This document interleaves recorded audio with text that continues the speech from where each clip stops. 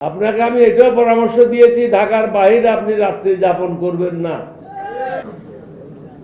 আগেও বলেছি, আজকেও বলে যেতে চাই, আপনি চতুর্দিকে শত্রু রেখে দেশ পরিচালনা করতে পারবেন না। আমরা হলাম আপনার প্রকাশ্য শত্রু, যা বলছি মাইকে বলছি, কিন্তু আপনার আশেপাশে যারা আছে তারা হলো অপ্রকাশ্য শত্রু। অনেকে আছে যারা বিদেশ থেকে টাকা পায়, বিদেশ থেকে তাদেরকে পরামর্শ দেওয়া হয় এবং আপনাকে বিপদগামী করে। আপনার প্রথম এবং প্রধান কাজ হচ্ছে বাংলাদেশে যারা বিদেশি গুপ্তচর আছে তাদেরকে বের করা। তাদের দ্বারা আপনি ক্ষতিগ্রস্ত হচ্ছেন, দেশ ক্ষতিগ্রস্ত হচ্ছে। এখানে যে সংস্কারের কথাগুলি হচ্ছে, আমার মনে হয় বেগম জিয়ার ছেলে হিসেবে, শহীদ রাষ্ট্রপতি জিয়ার ছেলে হিসেবে এটা উদ্যোগ নিয়ে আপনার করা উচিত। আপনি ইতিহাসের একজন নেতা হয়ে থাকেন, এটার আপনার ক্ষতি হওয়ার কিছু নাই। শুধু একটা জায়গায় আপনার অসুবিধা হতে পারে যে আপনি প্রধানমন্ত্রী থাকলে দলের প্রধান থাকতে পারবেন না। এটা ছাড়া আমি কোনো জায়গায় আর কোনো সমস্যা দেখি না। ওটা নিয়ে আপনি আলোচনা করেন 11 দলীয় প্রজোটের সাথে। বাকিগুলি যত তাড়াতাড়ি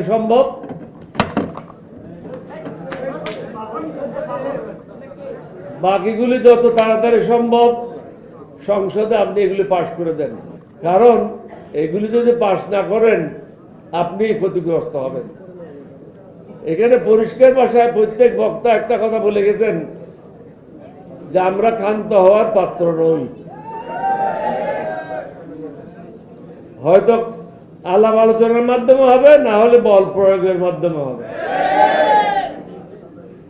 আলাপ আলোচনার মাধ্যমে শেষ করাটা বাঞ্ছনীয়, কারণ আপনার অনেকগুলি সমস্যা আছে।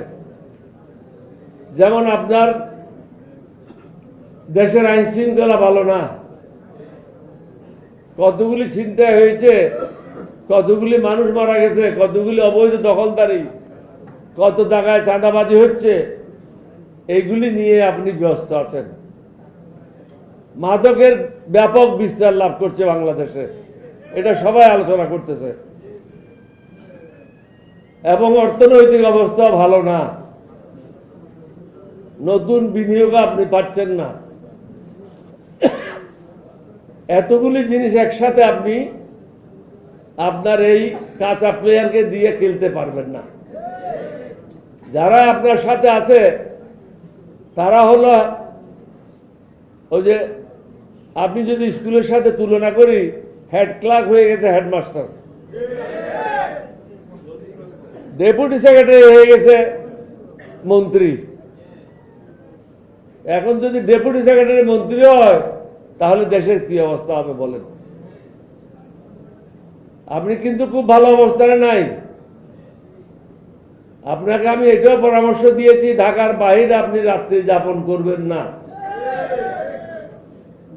কারণ চারিদিকে আপনি শত্রু দ্বারা পরিবেষ্টিত। 11 দল আপনার শত্রু না, 11 দল আপনার বন্ধু, যার কারণে প্রকাশ্যে আপনাকে পরামর্শ দিচ্ছে। এই পরামর্শ জামাতের জন্য না, 11 দলীয় জোটের জন্য না, এটা হলো দেশের মঙ্গলের জন্য।